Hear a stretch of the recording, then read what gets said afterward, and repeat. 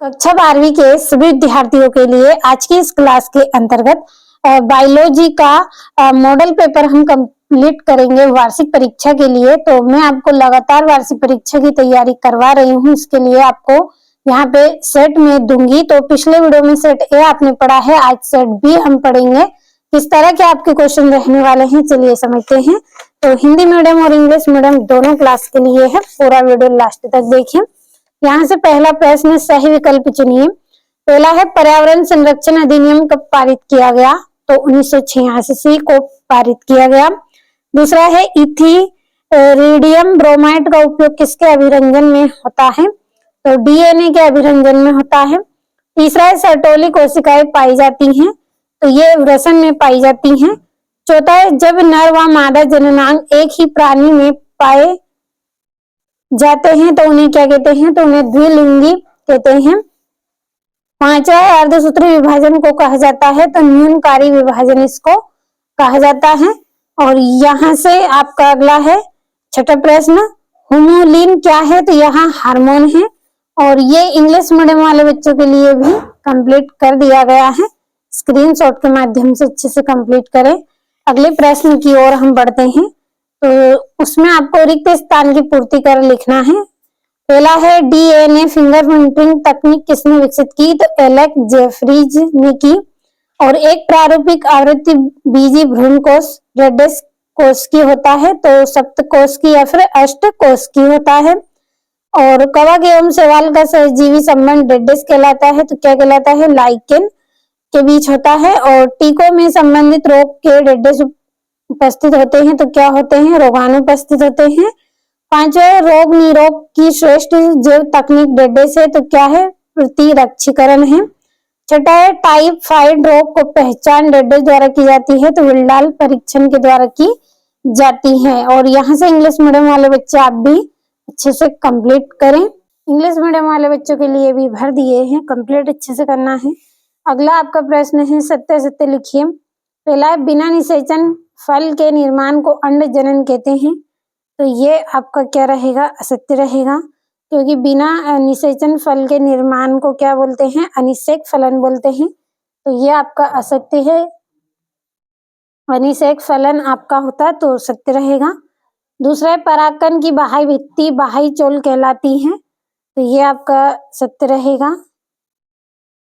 अगला है शेर प्राथमिक उपभोक्ता है, तो ये आपका असत्य है, क्योंकि मांसाहारी है, तो ये क्या है? तृतीयक उपभोक्ता है, तो आपका असत्य रहेगा। यदि तृतीयक उपभोक्ता है तो आपको सत्य कर देना है। चौथा है निषेचन के बाद बीजांड से बीज बनता है, तो ये आपका सत्य रहेगा। अगला है टेपिटम अंडा से भित्ति में पाई जाती है, तो ये आपका सत्य है, क्योंकि टेपिटम परागकोश की सबसे बाहरी भित्ति है जहाँ पे परागकणों का क्या होता है? पोषण होता है, तो ये आपका असत्य रहेगा। और अंडक पुष्प का मादा जननांग होता है, तो ये आपका सत्य रहेगा। तो चलिए हम थोड़ा सा यहाँ पे लिख भी लेते हैं। पहले का अनिषेक फलन मैं यहाँ पे लिख देती हूँ ताकि आपको याद हो जाए। अनिषेक फलन यदि हो तो सत्य करना है। तीसरे का आपका इसमें यहाँ पे आएगा तृतीयक उपभोक्ता,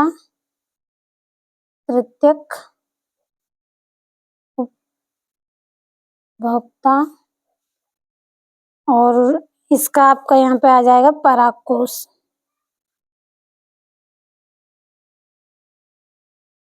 परागकोश की भीतरी भित्ति में।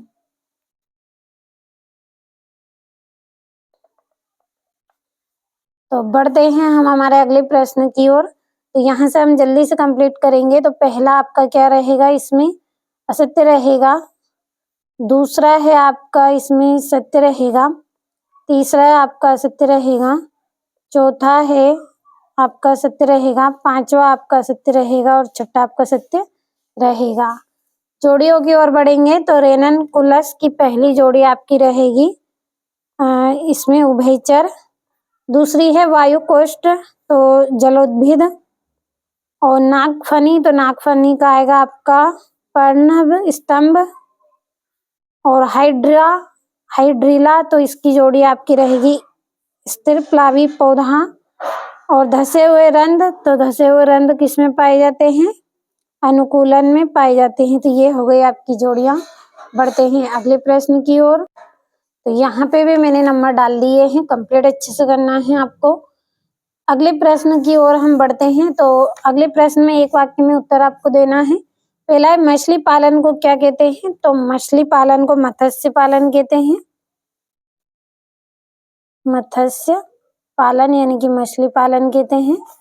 अगला है आपका, मानव में लिंग निर्धारण वाई क्रोमोसोम के कारण होता है। सॉरी, किस क्रोमोसोम के कारण होता है? तो वाई क्रोमोसोम के कारण होता है।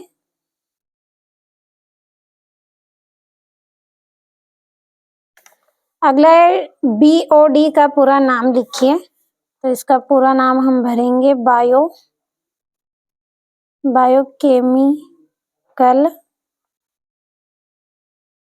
बायोकेमिकल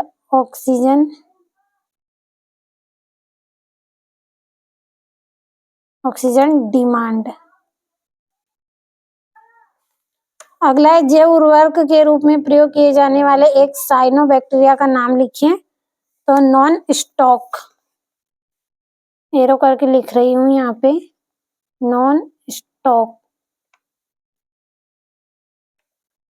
अगला है आपका, सूक्ष्म जीवों द्वारा की खरपतवार नियंत्रण पद्धतियों को क्या कहते हैं? तो बायो कंट्रोल।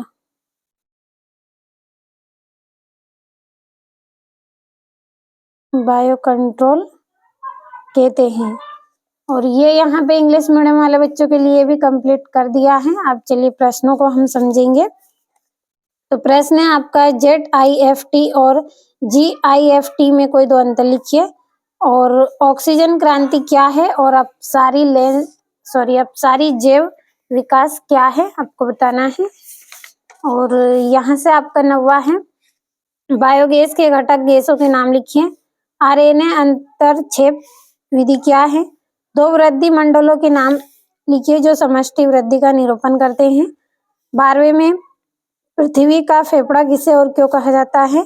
13वें में, अपरा क्या है? अपरा के 2 कार्य बताने हैं। और ये यहाँ से कंप्लीट अच्छे से करें। यहाँ से आपका जीनोटाइप एवं फिनोटाइप में कोई अंतर बताना है आपको 3। और GMO किसे कहते हैं, इसकी उपयोगिता लिखनी है। 16वें में, एक तालाब के पारितंत्र का वर्णन करना है।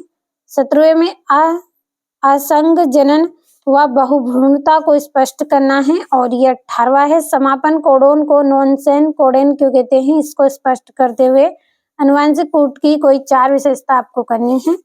और यहाँ से मनुष्य में जीवाणु द्वारा फैलने वाले किन्हीं 4 रोगों के नाम व साथ में 2-2 लक्षण बताने हैं। और क्लोनिंग वाहक क्या है, वाहक के 4 लक्षण भी बताना है।